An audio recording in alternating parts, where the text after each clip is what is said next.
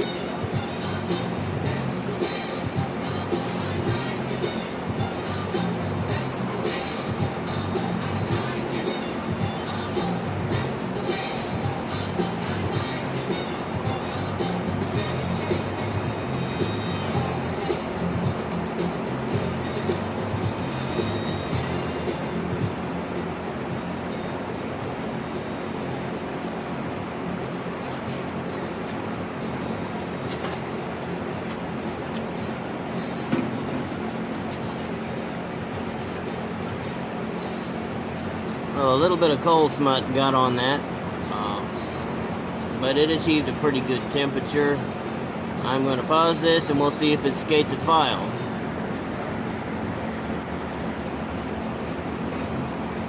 Alright, there's the blade.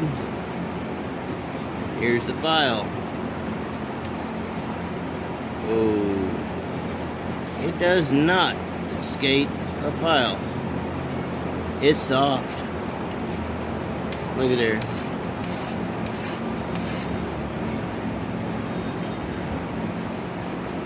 Well, we're going to have to temper this thing and then draw it back again. So I'm going to clean it up, heat it up to critical and quench it, and then we're going to do the heat treat again. See you in a minute. Alright, I have cleaned the sword, I have removed the oil from my quenching tube, and I have put water in its place, because I have a sneaking suspicion this is not an oil hardening steel. And when I first quenched it in water, it developed a nice hardness and flex, and it did skate a file. So that's what I'm after right now. So I'm going to bring this thing up to temp and harden it in that tube of water. And we'll give it the file test again, see what it does.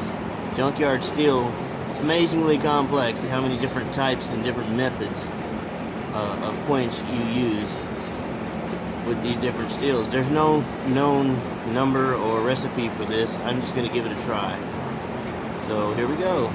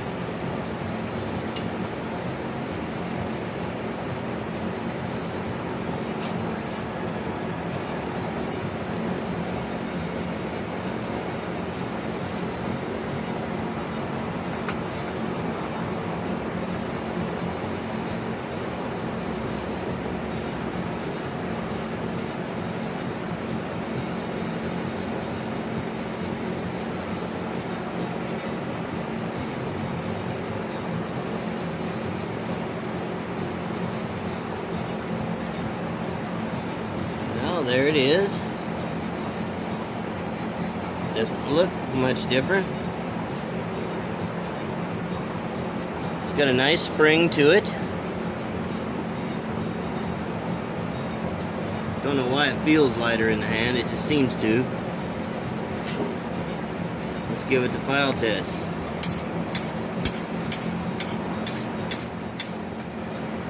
Oh yeah. Skates the file nice. Well, there we have it. The CV axle sword. Spiral cut, forged from the round hub of the end of a CV axle from a car. I have no idea what this thing is, but now it's a sword. I did a little cutting for the handle to fit, and I made a beautiful guard from some steel that was sent to me from Alan Beasley. I'll go get that and show it to you.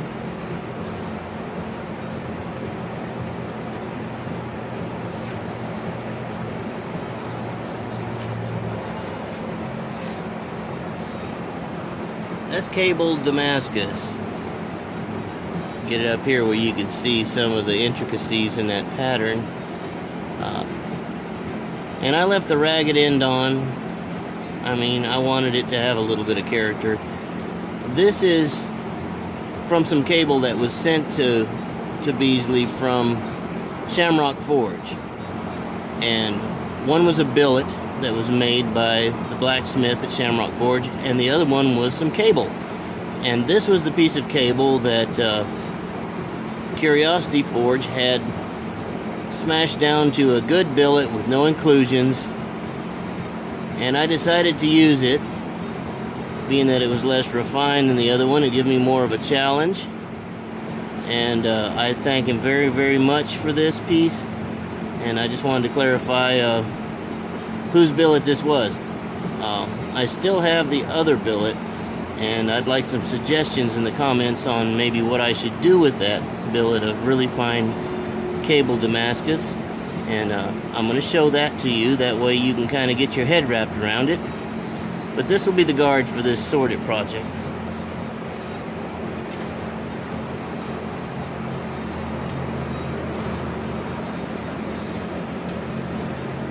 You see, that's going to be kind of nice.